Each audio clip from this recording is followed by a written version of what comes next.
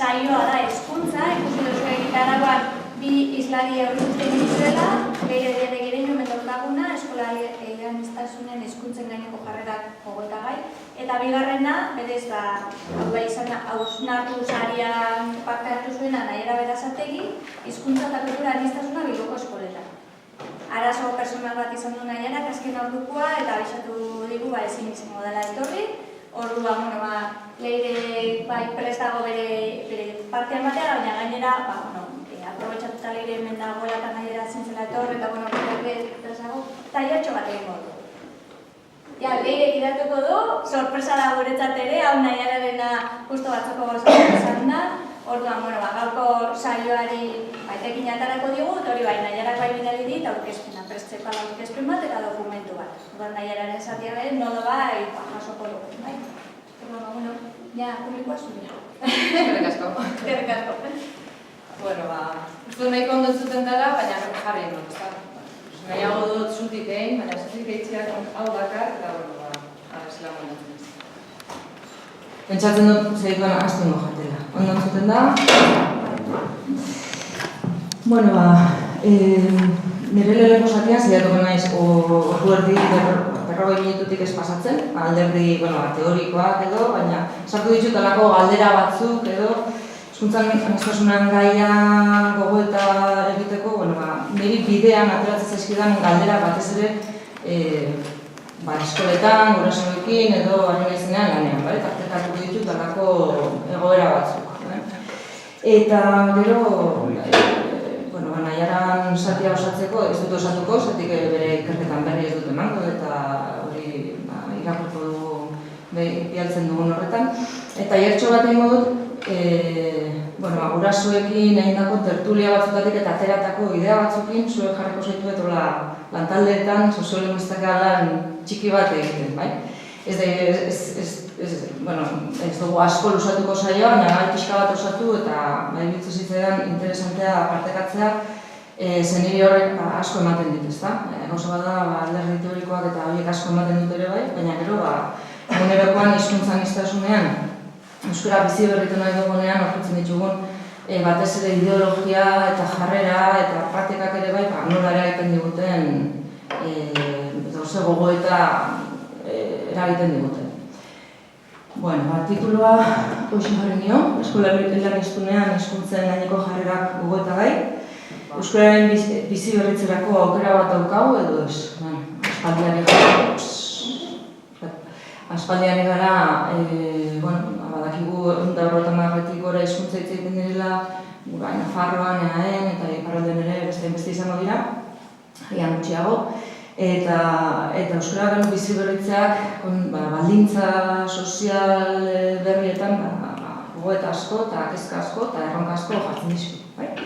Lehenengo diapositiba pixka bat zendiate olakorek izin dela jarri, baina Nikola jarri dut, nahita ere bai, bihotz hori, zetik hizkuntza aniztasunaren gaia planteatzen, printzipio bezala polita da, ez dalako irudikursi hori jarri diot, nahita, zetik atxikimendua lortzen du, gaiak berak, ez? Baina gero sakontzen hasten garenean berehala arazo bihurtzen da, edo arazo bezala ikustea suertatzen zaigu, ez da. Hor, zuen esperientzian joan etorri badagoen edo nonbaiten gertuago zaudeten, kontatuko dira zua gero. Eta gero beste kezka bat oso handia, daukadana, badakigu, euskararen garai batean eskolan, euskararen bizi berritze horrek edo euskaraz irakatsi beharrak, bai eren euskaldunetan, bai ez euskaldunetan, zelako pedagogia aldaketak ekarri zituen eskolan, ez da. Erdigunean zegoen euskararen irakaskuntza, irakatsi behar zen, zegoen materialik, inoiz edo gutxi irakatsi zen, eta horrek eskola bera, eredu bera, hobetzea ekarri zuen, ez da. Gaur egun hori gertatzen ari da, pixka bat, galdera planteatuko dut, bai? Galdera eztabaidatzeko. Nire, proposatzen dudan harin, lehenengo puntuan osatuko naiz gehiago, eta gero zenbait eskola komunidadea osatzen duten zenbait gogoetak harriko ditut, bai irakasleen aldetik, batzuten ikerketak ere bai, ikerketek ematen dizkuten datu batzuk, bai irakasle eta bai gurasoen aldetik. ikerketak abian dira, orain ere Beñat Garaibarri da tesia egiten honen inguruan, eta ekarri ditut datu batzuk, eta gero nik eskolan auzokide, eskolako ama bezala, irakasle bezala, irakasle formazioan aritzen ezin bezala, eta eskolan bezala entzun ditut eta jaso ditudanak, bai? Bueno, pixka bat nahazketa bat egin dut, eta honen helburua da pixka bat eztabaida bideratzea, batez ere. Tarteko ondorio batzuk aterako ditut, eta gero tailertxo bat egingo dugu, eta espero dut hemen artean edo eztabaida edo ondorio batzuk ateratzea gaurko saiotik, nahi nuke. Hizkuntzen didaktika egiteko, badakit hau zuek ni baino beto ere badakizuela, baina hori egin duen berriro edo begiratu, ezta? Nola hizkuntzen didaktika begiratzen dion soziolinguistikari edo zer hartu dezaken, ezta? Bi disiplina dira, bi zientzia dira, eta ze harreman dagoen, harreman hori argitzen edo saiatu naiz.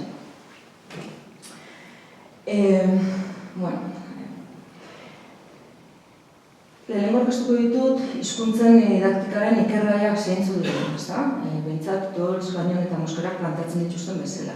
Hizkuntzen didaktikak, hizkuntzen ikaskuntza fenomenoak eta eduki didaktiko famoso hori aztertu nahi ditu, sistema didaktikoan parte hartzen duten, puntero baduka, bai, ezta?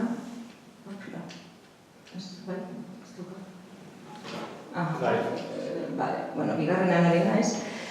Sistema didaktikoan agertzen diren instantzien interrelazioak eta interdependentziak ere aztertzen ditu edo aintzat hartzen ditu, eta bere objektu nagusia hizkuntzen transmisio eta beregaratzearen azterketa egitea eskolaren testuinguruan garatzen diren praktika eta ezagutza linguistikoen eraikuntzen prozesuak aztertzen ditu, bale? Hau da oso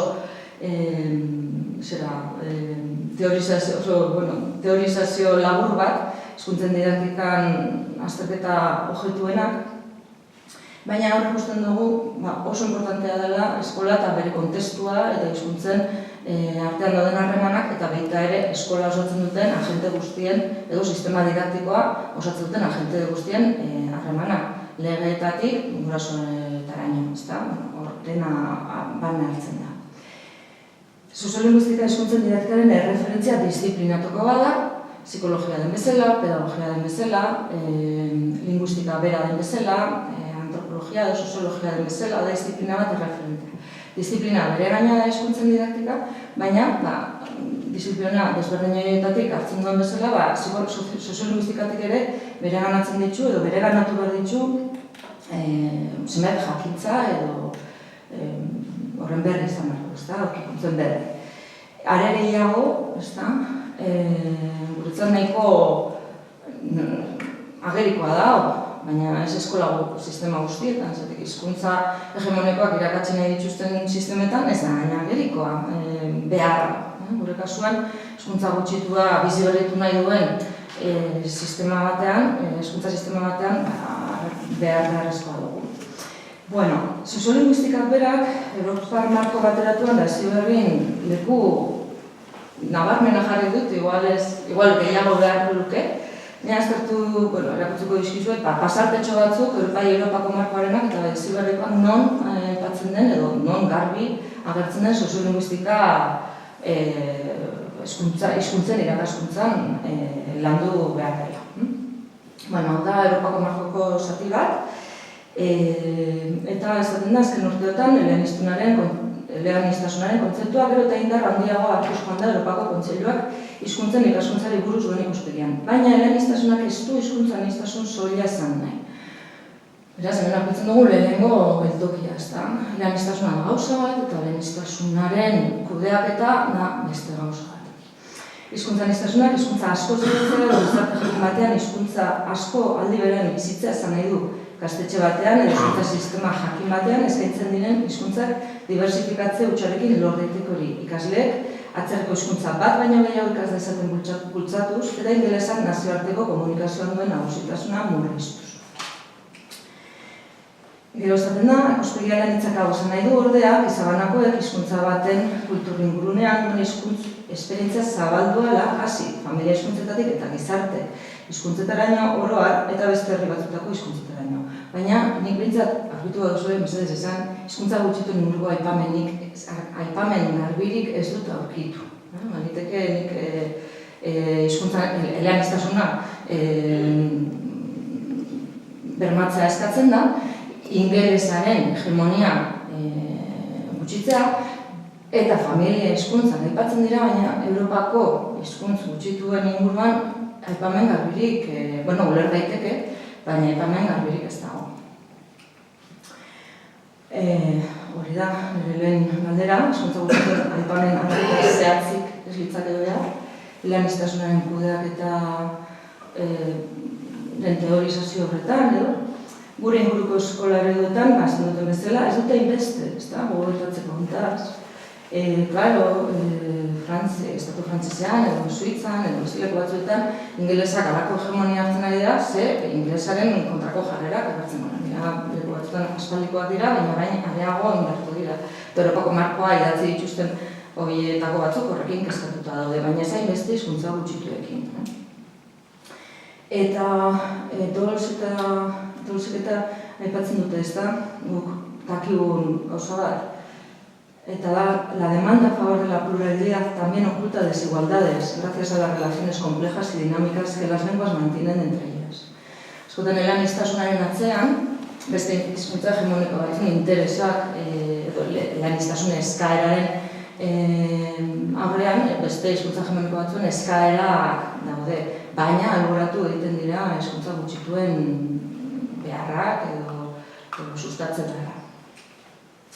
Europako markoan bertan, gaitasun soziolinguistikoa hitz egiten da, baina hemen, Heziberriren kontrara, gaitasun soziolinguistikoak beste batera irudikatzen dira. Soziolinguistika oso disziplina zabala da, lanak hemen ohitura batzuk edo tradizio batzuk dauzkagu, baina estatu batuetan, eta beste soziolinguistika monta bat egiten da, eta ari jarraitzen dion soziolinguistikaren zati bat agertzen da.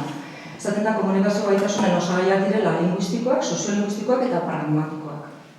Eta soziolinguistikoen definizioa, gaitasun soziolinguistikoen definizioa lo ematen da. Hizkuntzaren erabilarekin lotura espezifikoa duten eta beste inon aztertzen ez diren alderdiak. Pixkoa lausoa da, definizioa dula. Gizarte harremanen adierazle linguistikoak, oso soziolinguistika linguistikoa da, halako azterketa linguistikoak ere hemen egiten hasiak dira, baina kanpoan gehiago dira, edo hori ditzen zait. Adeitasun arauak, herri jakintzaren adierazpenak, erregistro ezberdinak, dialekto eta zentua, hori da Europako markoan nik aurkitu dudan. Heziberrira etortzen bagara, oso gertukoa den paragrafo bat adibidez aurkitzen dugu, ezta? Gaur egungo errealitate eleaniztunaren testu inguruan, elebitasun desorekatutik eleaniztasuneko bidea egiten ari da euskal gizartea, hori horrela, askotariko egoera soziolinguistikoei buruzko gogoeta egitea lagungarri da, oro har, hizkuntza aniztasunari buruzko jarrera positiboak lantzeko, eta zehazki euskararen normalizazio prozesuari buruzko jarrera positiboak sustatzeko.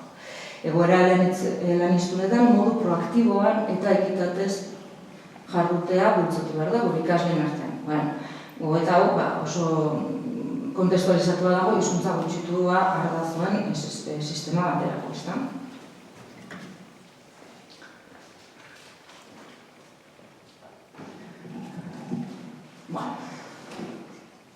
Gainera Heziberrin badaude eduki multzo batzuk, kurrikulumen integratuta dago alderdi soziolinguistikoa. Esate baterako debatxitik ateratako zigarren eduki multzo honetan, esaten da ikasgelako, ikastetxeko, inguruneko eta hizkuntza aniztasuna behatzea eta identifikatzea landu behar dela. Hizkuntza estandarra, gaztelaniaren dialektoak eta euskalki nagusiak bereiztea eskolan landutako eusko naiz idatzizko testuetan, eleaniztasuna sustatzen duten hizkuntza ohiturak behatzea, euskararen erabilera eta normalkuntza sustatze aldera ikastetxean naiz ingurunean egiten diren ekimenetan parte hartzea, hizkuntzei eta hiztunei buruzko estereotipoak eta horreritziak behatzea. Mengo kontu batzuk, 82 datoz, edo batzuk edo, baina ikusten da, soziolinguistika referentzia hartzen dara modu diferentean, Europako markoan da bai hemen. Egokitzen da hemengo eskolaren, pentsatzen dut hemengo sistema didaktikoaren beharretara gehiago. Irteera perfilean, esaten dena da, eleaniztasunaz hau. Gutxienez atzerriko lehen hizkuntza batean egoki komunikatzea, bai? Euskara eta gaztelaniaz aparte, eta bukara aldera euskal eskolak elebitasuna bermatzeko duen erronkaz, badu beste helburu bat ere, pertsona eleaniztunak lortzea gutxienez atzerriko hizkuntza bat behar daina dakitena. Bueno, da, kurrikulumeko oinarrizko hizkuntza, baina perfilean bertan, hori esaten da, eleaniztasuna hola irudikatzen da. Eta orduan, EAeko kurrikulumak babestuta sustatu egiten ditu, bai euskara eta bai ikasleen etxeko hizkuntza aniztasuna, hainbat aldiz aipatzen da, ikasleen etxeko hizkuntza aniztasuna sustatu eta landu behar dela. Kurrikulunean integratuta ere badago, baina, klaro, gertatzen dena hemen da, printzipioetan ados egotean nahiko erresa gertatzen dela. Ados samar egon gaitezke alako dokumentuen idazketan edo printzipio orokorretan.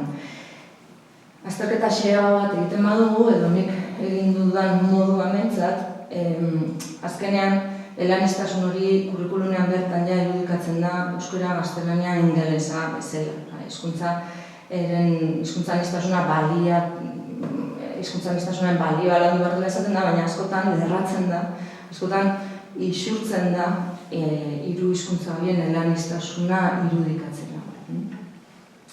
Eta egia da legeak lorpen handia direla, egualdean oso kritikoa gara, EAen, lege askorekin, baina iparraldera goten denean, haiek esaten digute alakorik izango balut, eta denean dago muga. Euskara denak gutxi du, eta egia da lorpen handia dela, baina beti bezala legeak ez da helburua lortzea. Eta, ja sartzen gara aurrera egin dugu. Eskola komunitate osoaren eginkizuna da, eleaniztasunaren bidezko kudeaketa egitea, edo eleaniztasunaren bidezko nahi dut esan justua. Eleaniztasunaren kudeaketa justu bat eskola komunitatea osatzen duten guztiekin, hori esan nahi dut. Hizkuntza aniztasuna mantentzeak hizkuntzaren biziberritzea ekar dezake. Zetik garai batean, eta orain ere, galdetzen diogu gure buruari, elebitasunean ala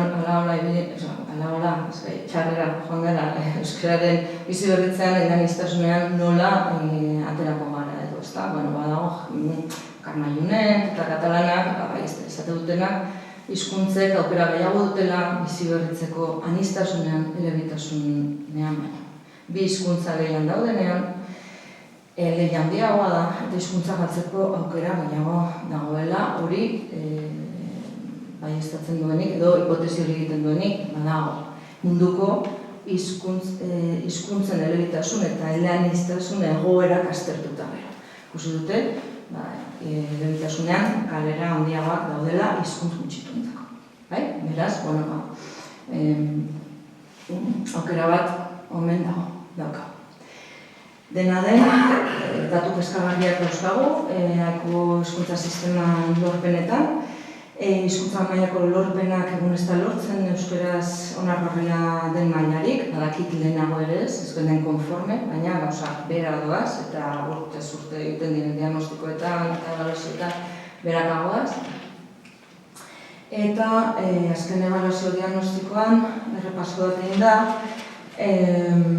esaten da, hezkuntza sistemak, ebaluazio diagnostikoaren amaieran datoz 2-3-6 azpipuntuak, 2-6-3 esaten da elebitasuna aurrera doa hezkuntza sistemari esker, baina azkeneko edizioetan moteldo egin da. Eta azkenengo puntua da, hezkuntza sistemak bakarrik ezin du bermatu ikasle guztien elebitasuna. Hori zen da. Hori bagenekin lehenago ere, baina dokumentua niko kontinentea da hor. Hori esaten da, ETBH-en euneko 80 etxean ez duela etxeko hizkuntza ez duela euskara, beraz, neko sistema berezia daukagu hizkuntza gutxitu bat. Gure eskola sistema nahikoa berezia da munduan.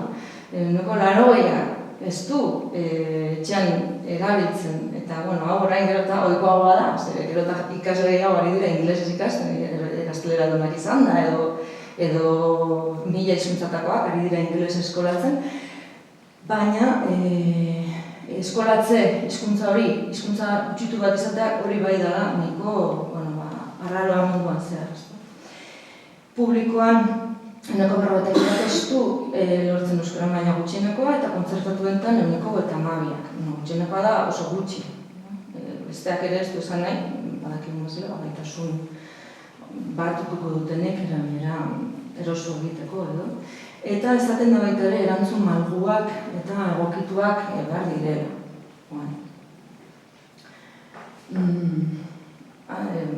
Etzaldi hau prestatzen irakurri dut eta ez dut ekarri, liburua ekarri nahi nizuen, erbada bialduko diete irakiri kapitulo bat liberatu dut edo jarri dute ikusgai katalanek orain 2018ko lan bada eta izugarri gustatzen ari zait.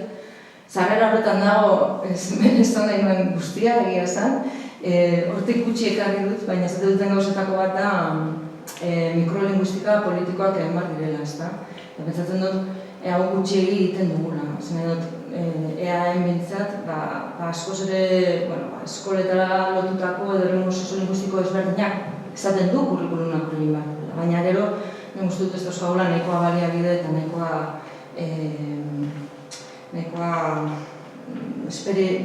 ez dugula nahiko esperimentatzen horrekin. Egiten dira gauza asko eskoletan, baina politikak, ez bakarrik legeak, politika makroak, etxek eta mikroak. Datu hau horren dela urte batzuk atera zen, baina ikustatzen zait asko, zetik hemen Astikerrek egin zuen ikerketa honetan Araban, esaten da ustez, Arabarren honeko 74ak uste duela, ez da hondik usten, sentitzen dut hor, honeko 74ak izar gorria da honekoan, ustez, honeko 74ak Arabarren, honeko 74ak pentsatzen du eskolan erabiliko dela euskara. Jendea pentsatzen du eskolara joan ehuneko 74ean erabiliko dela. Eta erabilera da ehuneko 6,8. Orduan, klaro, arazo asko dauzkagu edo erronka, baina etako bat badirudi dela errealista izatea, edo zer gertatzen ari zaigu, nola gertatu daiteke ustez 74ak pentsatzen euskara izango dela eta gero erabilera 6,8ko izatea. Eta hala ere, euskara gehien erabiltzen den bigarren eremua da. Beraz, eutxin beharko diogu, esan nahi dut, datua uste dugunarekiko ez da oso txikia da, baina hala ere erabileraren bigarren lekuan agertzen da. Beraz, nahikoa arrazoi dugu eskola ez bere horretan desestimatzeko edo esateko dena gaizki egiten da, edo lago zerbait.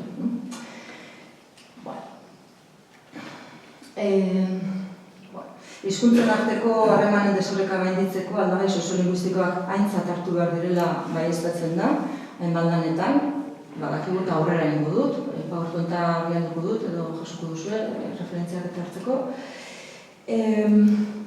Eta hain justu, ez da, Arabar Errioxan, Tolosan, Irunen, ez da, helburu eta eduki berberak ahoskoa, arrue, ez dut gehiago aipatuko arrueren proiektua, baina badakigu hortik aurrera lehenago ere bai, eta gero ere bai, baina arruekin batera zelako gogoeta izan ahoskoan indarra jarri behar dela, eta betere, bai, komunidadean, edo bizialdian, eta hainbat ahoskoan nola sustatu behar den hainbat eremutan, baina ikuspegi didaktiko batetik ere bai, hobetu behar dela, ahoskoan irakaskuntza ze hor daude gabezi handienak. Herri txiki euskaldunetako irakasle batek lehen dialektoekin ez bakarria eremu soziolinguistiko ezberdinekin arituz, baizik eremu baten barruan ere gertatu izan zait entzutea eremu euskaldunetako herri txiki bateko irakasleak aurre hezkuntzan eta galdetzea aurre hezkuntzako irakaslea naiz, herrikoa, bertakoa eta herrikumeak euskalkian berba egin dezaket. Horako egunero eskolan gabiltzanok dauzkagolako banderak. Egunero. Eta, nik lehen izan ditugunak aintzat hartu behar dira, baina ez naiz gauz hartuko hizkuntzaren ikuspegi kontestuala oso importantea da. nun gauden, eta hor uste dut lan handia daukagula egiteko, eta gaur naiz hartuko. Baina ikusteko, erronka oso desberdina dauzkagula, batzuk besterik ez duten nahi egin, euskalkia besterik ez duten nahi egin, da beste batzuk ez dira sentitzen legitimitate horrekin haurrezkuntzan ere ez, auzoko edo herriko umeekin ere. Eta hau gutxi dalako galdera bat da, ez da euskalkien gaia gurian dago eta galdera berria da. Aurkeztuko dizkizuet 3 erregela 7 artean, eta hau Jakin Dolzek egindako proposamen bat da, ontxatera da 2019an lan bat, hori ere baduzu helduko dizuet. Mariel Respailen omenez, Mariel Respailek lan pilo bat egin du estatu frantzesean, eta baita ere jatorri migratzailea duten komunitateekin, edo Algerian, edo Marrokosen, hizkuntza gutxituak eta aintzat hartzeko edo aldaia, positena. Lan asko egin dut, haren omenez, ateratako lan bada, aspaldi zebilen honekin, eta orain idatzia daukagu eta oso ondo datorkigu. Berak esaten du, eredu formal minimo bat behar dugula, hainbat hizkuntzen irakaskuntza eta ikaskuntza egiteko estrategiak aurkitzeko. Eta, lehenengo 3 aurkeztuko dizkizuet, eta lehenengo 3 horiek dira hizkuntza ekintza kolektibo bat da, nolabait izateko, gero beste ida batekin lotuko dut. Eta gizartearekin dituen harremanekin lotzen diren erregelan. Beraz, 7tik 3, lehenengo 3, alderdi sozialenei edo begira jartzen ditu Jakin Dolzek. Urrengo 4 izango dira didaktikoak, baina inoiz ahaztu gabe harreman hori. 7 erregelek hartzen dituzte goiti bera, hartzen dute proposamena goiti bera. Orduan, kontestuan mintzera praktikak eta hauekiko esposizio dinamikek eragiten dute eskolako ikaskuntzetan, hori oso ondo dakigun bezala, segun nun gauden, soziolinguistikoak eragiten du ikaskuntzan. Testuinguruan hizkuntzen arteko harremanek erabakitzen dute haien irakaskuntzako legitimitatea, zer irakatsi eta zenbat irakatsi, euskara, gaztelania, ingelesa, beste edozein hizkuntza, ezin da taula arrasa bat egin, edo hori aintzat hartu behar da, erregel hori. Eta gero, glotofobia, diskriminazio linguistikoen oinarrian dago, ziurgabetasun linguistikoa eta saihesteko jarreretan. Hizkuntza bat praktikatzeak eta ikasteak jarrera eta irudikapen positiboak eskatzen ditu, badakizkion gauzak, ezta. Jarriko zuten adibidea, beste teorizazioa apurtzeko, da 4 urtekume batek Amari, Gasteizen, Euskaraldian esan ziona bigarren egunean, ezta? Familia guztia hori biziarekin, gurasoak, eta umeak esan 4 urtekume batek, bigarrenak, esan zion Amari, nik egingo dut gazteleraldia, ezta? 4 urtekin ja, familia euskaldun batean, umeak jarrera, gaztelaren aldeko jarrera dauka, eta berak asmatu zuen hitz hori gazteleraldian, gaitasun buelta emateko euskeran etxean bilatzen ari denari, ze indarra daukan sozialki gaztelerak, laurtuko batek, lako proposamen bat egiteko proiektu bat bere buruari. Orduan, irakasle baten galdera, ekarri dizuetena, eta da, eta trajektoria luzea daukan irakasle baten galdera da, eremu euskaldunetakoa. Gulofarekiko badaukagume bat, gulofa iztuna eskolan, eta gulofarekiko interesa erakusten dio, edo saiatzen ez erakusten, ez? Eta bere galdera zen zergatik ez dut hau egiten gaztelera dunekin, gaztelera iztunekin. Eta, claro, erantzuna izan daike, hobetzat nik emanion erantzuna, interesa badago, eta ez dago sustatu beharrik. Baina, ez dakiz egirutzen zaizuen ni asko txokatu ninduen, eta etzen izan erraixa, niretzat ere buelta ematea. Konplejoak handiak dira, ez duzu inor baztertu nahi, ez duzu inor nola erantzuten duzu ondo. Irakasle honek bizi izan du, bizi guztian euskal aldeko martxa, eskola, baina laniztasunean galdera berriak sortu zaizkio, baita gaztelerarekiko ere bai. Bere buruari galdetu dio zote danari baztertzen eskolan umearen hizkuntza. Agian beste kontu batzuekin, gero aipatuko ditudan beste kontu batzuekin ere harremana dauka. Hurrengo lau erregelak dira, hizkuntzaren didaktikaren teknikoagoak eta alboratu egingo ditut, eta behar badituzue, pasako dizkizuet eta artikuloan irakurri lasaian. Bigarren puntura pasako naiz, diapositiba bakarrarekin, eta da, Euskara Arraston Eskola Eleaniztunaren printzipioak eta baldintzak. Lehen ontsa aipatu dugun irakaslearen galderak, kezka batzeukan, eta gure hezkuntza sistemak behintzat aseguratzen du gazteleraren ikaskuntza egiten dela, gertatzen dela, neurtu egiten da. Ez da, etxeko hizkuntza, ez da alboratzen, ez da baztertzen, ez da ahaztu arazi nahi, ez da. Hizkuntza hori ebaluatu eta irakatsi eta gainera ebaluatu egiten da. Horrez gain, gizartean sustatuta dago, edo... Erduan, gure sistemak, gure murgilketa eremua, diferentziatzen da beste, aspiratze edo sumertzio ditzen diren, klasifikazio zainkapen asko egin dira munduan zehar dauden elebitasun eredu buruz, daude zainkapen asko.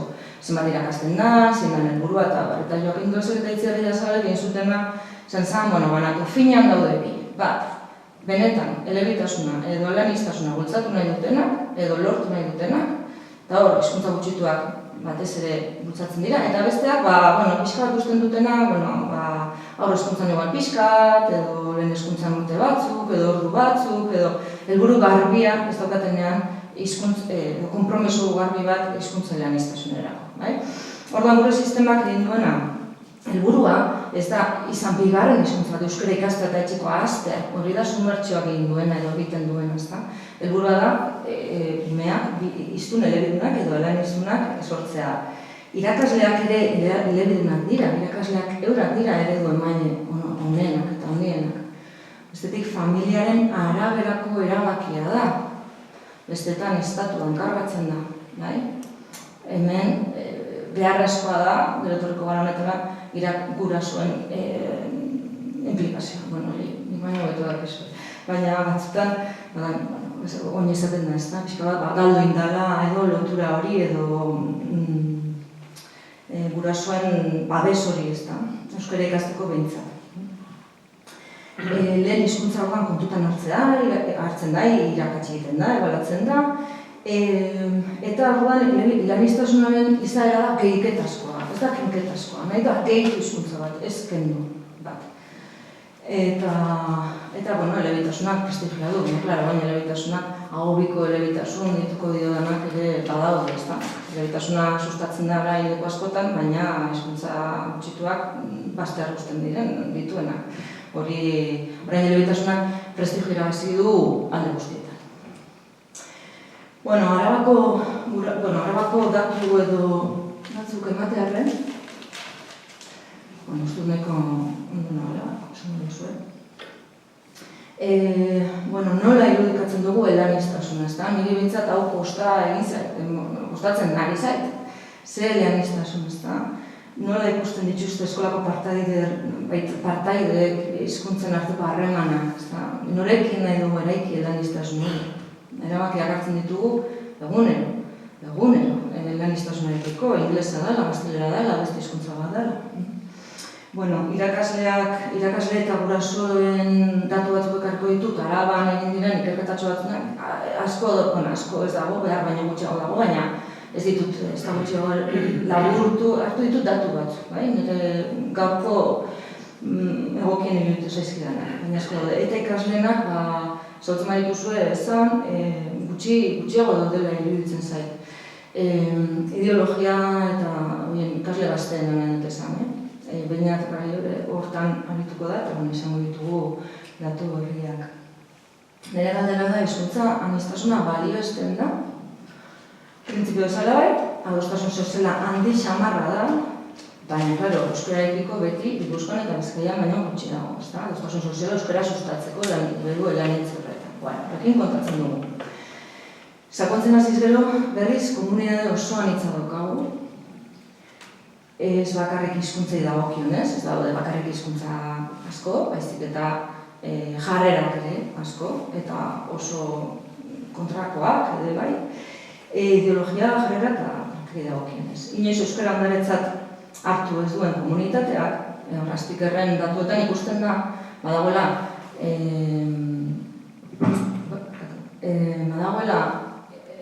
komunitatearen parte bat inoiz ez duena hartu euskara ondaretzat ere ez, bere ondare patrimoniotzat ere ez, baina orain elebitasuna, bai, elebitasunaren alde dago inglesan gaztelania. Kontradizio edo inak oso zerak dira, oso divergenteak. Gogonez hartzen dute elebitasun hori. Elebidun hartzaile bihurtzen da etxean, euskara duen iztunen, Arabako iztunen euskal iztunen, etxean euskara egiten duten 10% galtzen du erabat euskara. Zeinek hitz egiten duen euskara beste kontu bat, baina erabat, elebidun hartzaile definizio hortan, ez da gai hitz egiteko 10% etxetik euskalduna dela. Galera izugarria da, segun eta urtez urte. Hemen dago Martina de Lunaren zera grafikoa edo, irudia, eta hor esaten da, Araban badago 47 bat, kontsentsu bat, euskararen eskaera egiten duena, gero dago 22 erresistentzia deitzen diona, euskararen kontra dagoela, euskara sustatzaren kontra dagoela, eta gero dago 50 bat, bai baina. Segun zegoera dan, ez zera lerratzen da, edo bai, euskaren alde jartzen da, edo kontrara. Kontrara jartzen denean, pentsa, 37, ez barkatu, 52 da. Orduan, segun zein dan egoera, diskurso hori euskaren kontra bihurtzen da. Irakasle dagokienez. Irakasle talde bat inkestatu genuen, alako froga piloto bat egin genuen gero inatek tesia aurreratzeko. Eta irakaslek ikusten zuten, erabilizan metodoa apreziatiboa izan zen, ez dakit horren berri batzuk edukiko duzue, metodologia apreziatiboa, bai? Ez? Nintzat arpikuntza handia izan da, Beñatek eusko ikaskuntzak eta garatu dute azkenen urtetan, hemen nintzat. Eta badago,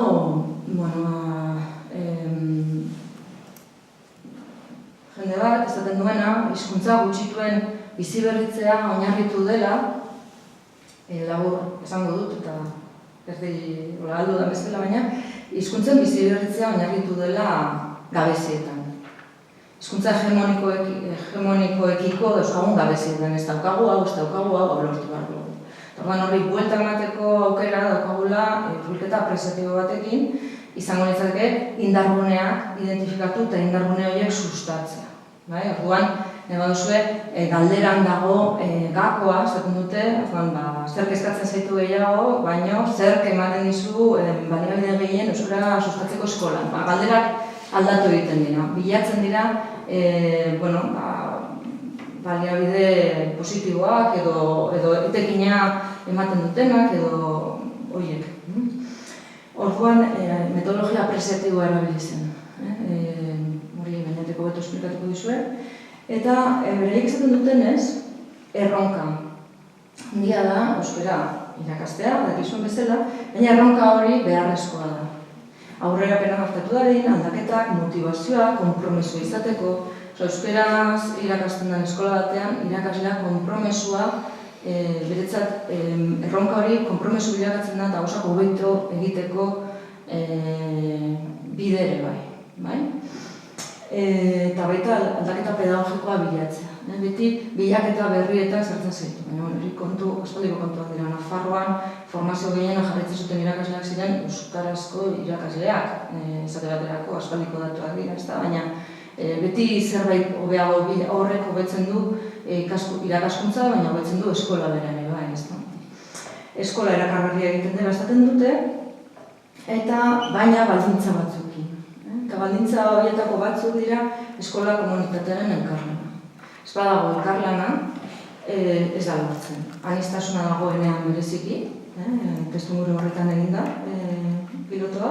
Eskolako testuinguruan integrazioa bilatzeak elkarbizitzak proiektu bat eskatzen du.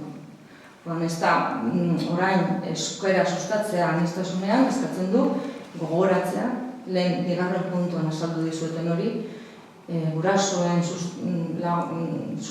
laguntza gabe, gurasoen implikazio gabe, eta auzoa edo eskola inguruko eragileen implikazio gabe, hau ez dela lortzen. Eta ez da bakarrik auzokideak, edo pentsa hoian ederreperak, edo lako kultur eragileek eragin dezaketena, eskola komunitatearen parte konsideratzen ditut.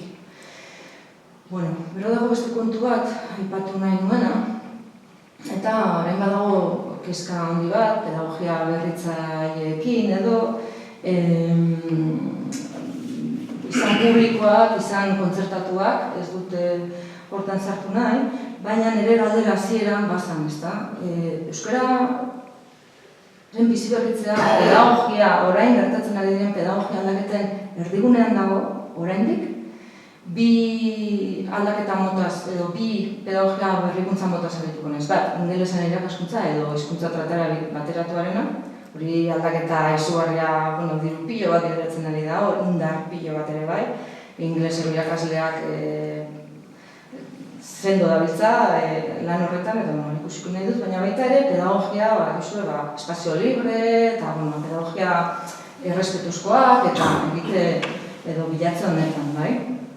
Nik ikusten dut arazo txiki bat, eta da, pedagogia berritzaile edo berritu edo hietan oso onuragarria direnak, eta nik nahi bilatzen ditu denak, nik konturatu naiz, kostata, kostazait, hasieratik intuizio bat oki dut, baina ero kostazait, pedagogietako asko, behintzat nik daki dela, edo behintzat nik irakurri duten eginean, horren lanak, dut behar ez irakurri, elebakarrak ziren. Edo eskola, edo ez dutela planteatu, horren pedagogietan elaniztasunaren edo elebitasunaren problematika ez da agertzen. Ez da agertzen.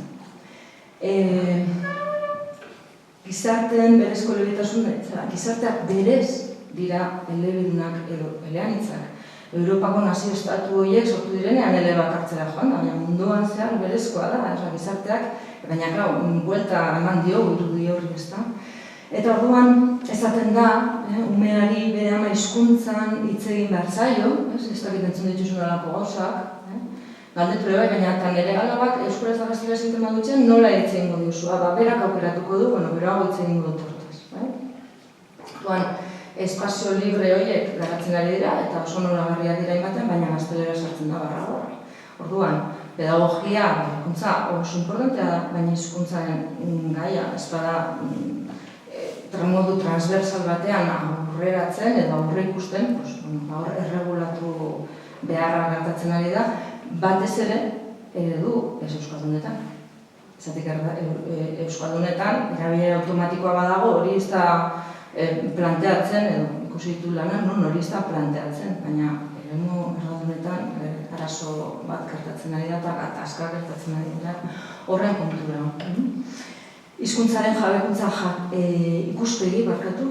Hizkuntzaren jabekuntzaren ikuspegi jakinak agertzen dira lan horietan edo teoria horietan, eta dira adibidez umeak imitazioz ikasten du. Edo lehenik norbere hizkuntza ondo ikasi behar da gero beste bat ikasteko. Gauza hauek gaindituta dauzkagu gure gizartean. Badakigu elebidun izan gaitezkera edo lanitz, balintza batzu daude, betetzeko, baina badakigu ez dela lehen hizkuntzat ikasi behar gero beste bat, ez dute inok ez duela hori pentsatuko hemen, ez da? O bai? Bai? Bai? Nik dut ez ez. Baina hori imitazioz ikasten da, gizarteak daukan papera hizkuntzen irakaskuntzan alboratu egiten da edo ez da aipatzen. Beti hitz egiten da barne garapenaz, umearen barne garapenaz. Eta, klaro, garai bateko teorizazio horiek edo pedagogiek barne aztertu zuten oso ondo, barne umearen garapena. Baina gero ere, eta orduan ere, aztertzen da oso modu, ondo, zein dan gizarteak duen papela hor, ez da, gobia galakiguna.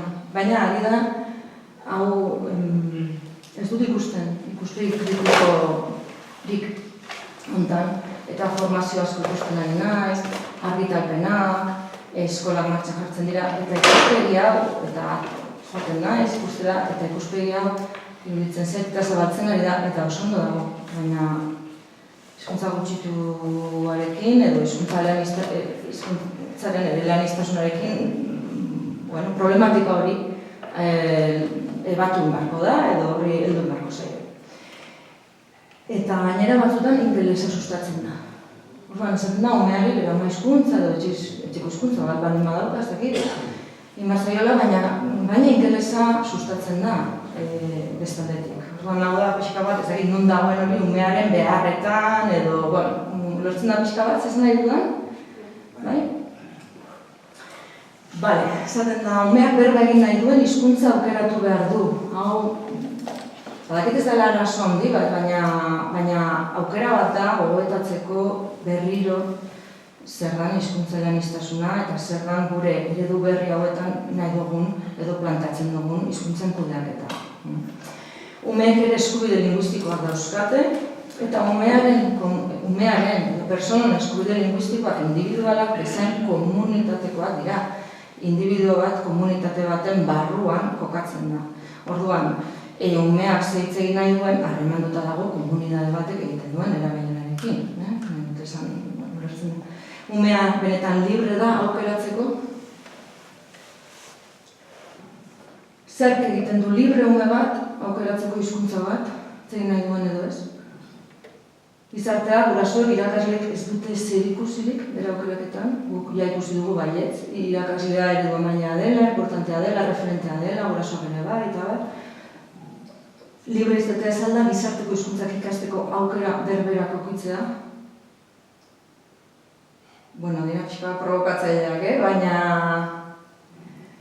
hizkuntza erabilera ezin da behartu, hortan ados gaude. Eta hor mugan ibiltzen gara batzutan, ez da?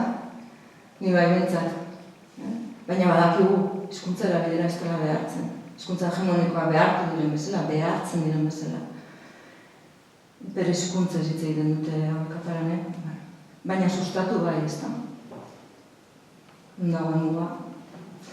Gaztelera ez da behartzen, zetenik askotan ikusi dut, nire alaba behartuta dago, gaztelera ez ikusten dut. Gaztelera hitz egitera behartuta dago. Baina hori ez da aukera, hori ez da ikusten behar bat bezala, hor ez dago behartzerik. Behartzak kontrakoa, euskeran dago.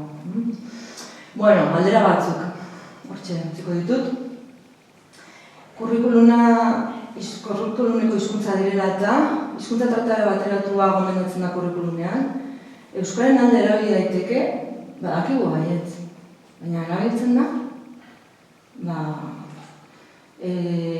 ikasle formazioan bintzat hitz egiten dute hizkuntza globalaz, hizkuntza unibertsalaz, holako terminologia erabiltzen da, eta esaten dugu, konton dioki behar da, guraso bere bai, esaten dute, hizkuntza globala da, importantea da, inglesa, guraso euskaldunek, globala ez, igual da, hegemonikoa, igual da, nik ez dut onartzen nolako terminologiarik, importantea da, lingua franca da, globala, universala, oso importantea terminologia hau lantzen dira ustez. Kurrikulumean gomentatzen da, baina praktikan hori gertatzen da, eta erronka handia da hizkuntza bateratu egitea. Euskara benetan bizi berritze bilatzen duen hizkuntza bateratu egitea erronka izugarria da. Eta eskatzen du besteak beste, eskolan eratzen diren, hizkuntzen didaktikan eratzen diren, teoria hizkuntzaren ikuspegiak bateratzea eta metodologiak ere bai. Eta hori, badakigu zein zaila den, irakaskuntzan gabiltzan, bintzat. Gurasoen inguruko ideia batzuk, gurasoen arteko ideologia oso ezberdinak aurkitzen ditugu, harakatu ditut alditudan, galdetegi eta inkesta guztiak, denak ez, aritzeskandunena ez dut berriz begiratu, baina hor dago. Euskararen oso aldekoak eta oso kontrakoak ere agertzen zaizkigu araban. Ideologia arrosa agertzen da, bi hizkuntzak berdin. Nik bi hizkuntzak hitz egiten diot berdin, nahi dudanean nahi dudan bestea, bigartegak eta atera dituzten lanetatik tiratuta. Ideologia horiek oso ondo hitz egiten du, nire zenbat ikasten ari den euskaraz, etxetik erdalunak diren gurasoak konformatzen dira oso errez eta ez darretzekoa, zetik beraiek ez dut aukera hori izan, eta baina eskaria batzutan hori da, ziurgabetasun falta ere, ikusten da, hizkuntza gutxituen egoeraren gaineko jakintasuna. Nik batez ere ikusi dut Europako etorkinen partetik, italiera, alemana, frantsesa, lako hizkuntza handiak ez egiten dituztenak, ez dute imaginatu egiten, lehen semana kostatuko zaiena euskaraz ikastea edo hitz egitea. Ikastea igual, pixkat eskolan ibiltzeko baina, eta ez dute imaginatzen ere alabak utzi egongo diola euskaraz hitz egiteari, goiz. Ez dute ulertzen, zer dan, ez dute irudikatzen, ez dute hori bizi izan inoiz, hizkuntza gutxitua datorzona, iruditzen zaie, itzen gotela beti euskaraz, ez dago larazorik. Eta hori da, niretzat egunerokoan. Michel Becker, hemen itzaldi bat ere mandu, berak egin du lan bat, eta berak baiestatu du irakasleen aldetik eskari bat dagoela gurasokiko, irakasleek eskatzen dietela gurasoi euskara sustatzea. Bestela ezin dela lan hori ere, eskolatik kanpo. Ideologia eta praktiken desigualdadeak daude, DBH-ko ikasleen erdiek ikastute inglesa akademian. DBH-ko ikasleen erdiek, ezin dugu imaginatorio euskararekin, ez da. Maria batean eskola partikularrak eta baina inglesa erdiek ikasten dute. DBH batera pasa aurretik ingelesa reforzatzen da. LH zein aldoen guztiak. DBH-en bestela suspendituko delako. Baina badaude familia asko ezin dutenak ordaindu. Eta familia horiek hizkuntza gutxitua hitz egiten dute etxean, adibidez Amasija.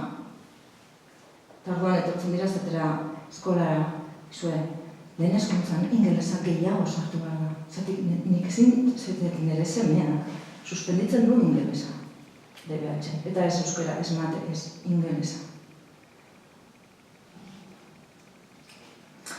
Bukatzeko, bukatzaldera, hizkuntzan iztasuna zitze egiten dutenean eskola testuinguruetan agertzen diren, pixka provokatzeko da, esaldi, rekurrente batzuk, bale?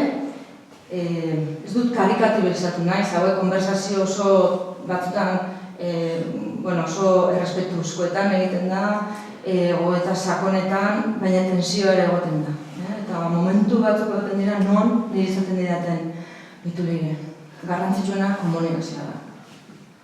Eta, klaro, horre buelta eman da, eta kosta egiten da, ez da.